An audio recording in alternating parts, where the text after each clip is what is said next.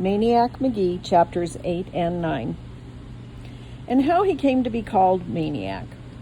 The town was buzzing, the schools were buzzing, hallways, lunchrooms, streets, playgrounds, West End, East End, buzzing about the new kid in town, the stranger kid, scraggly, carrying a book, flap-soled sneakers.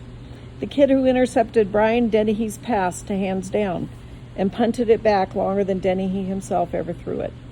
The kid who rescued Arnold Jones from Finsterwald's backyard. The kid who tattooed giant John McNabb's fastball for half a dozen home runs.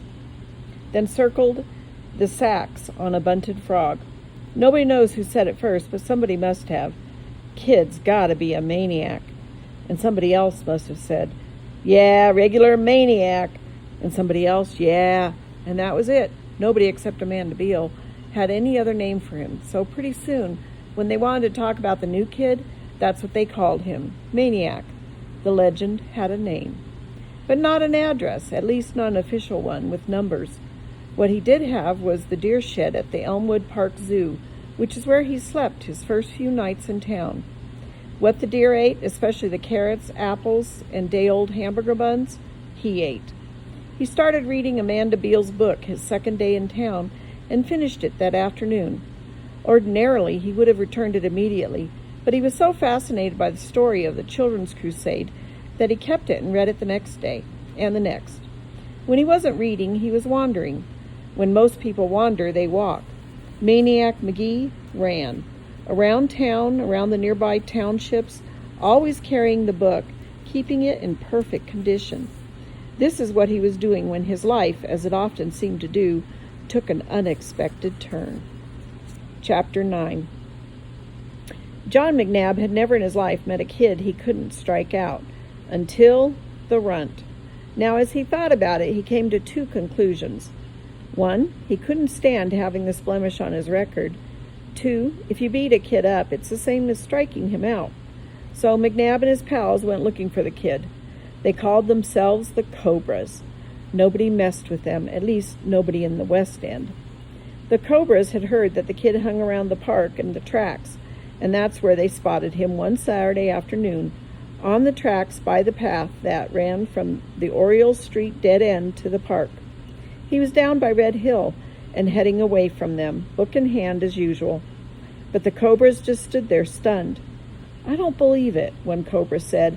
"Must be a trick," said another. "I heard about it," said another, "but I didn't believe it." It wasn't a trick, it was true. The kid was running on the rail. McNabb scooped up a handful of track stones. He launched one, he snarled. "He's dead, let's get him." By the time Maniac looked back, they were almost on him. He wobbled once, leaped from the rail to the ground, and took off. He was at the Oriole Street dead end, but his instincts said no, not the street. Too much open space. He stuck with the tracks. Coming into view above him was the house on Rako Hill, where he had eaten spaghetti. He could go there, to the whistling mother, the other kids, be safe. They wouldn't follow him in there, would they? Stones clanked off the steel rails. He darted left, skirted the dump, wove through the miniature mountain range of stone piles and into the trees, skiing on his heels down the steep bank and into the creek, frogs plopping, no time to look for stepping rocks. Yells behind him now, war whoops, stones pelting the water, stinging his back. The other side, through the trees and picker bushes, past the armory jeeps and out to the park boulevard, past the Italian restaurant on the corner, the bakery, screeching tires, row houses, streets, alley cars, porches, windows, faces staring, faces, faces.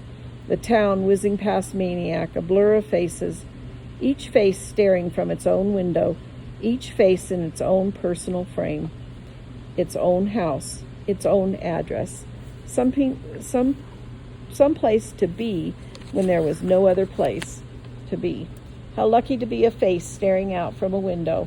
And then, could it be? The voices behind him were growing faint. He slowed, turned, stopped.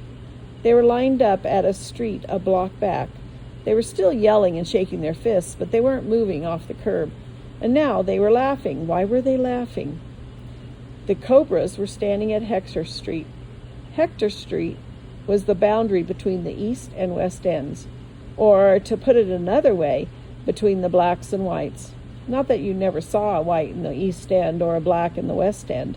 People did cross the line now and then, especially if they were adults and it was daylight.